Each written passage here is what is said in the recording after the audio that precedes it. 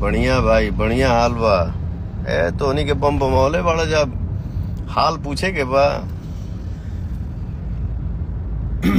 फिलहाल अभी हमार जितना गाना मार्केट में आइल बा, वो चाहे उषा फिल्म्स चैनल से एक ठो गाना आइल बा हमार धनिया है जान, भर भर के प्यार बरस रहल बा।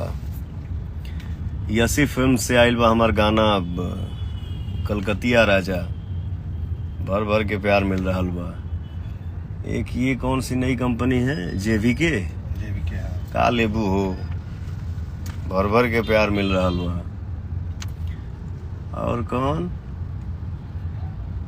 टिप्स भोजपुरी से एक ठो गाना आइल बा, तुझे ना देखूं तो चैन मुझे आता नहीं, भर भर के प्यार मिल रहल बा। बम बम बा एकदम। सब गाना के आप लोग ट्रेंडिंग में लहरा रहल बड़ा जब, और का चाहिए। हाल चाल समाचार सब आप सब के ऊपर बा, हम कैसन बानी कैसन नहीं की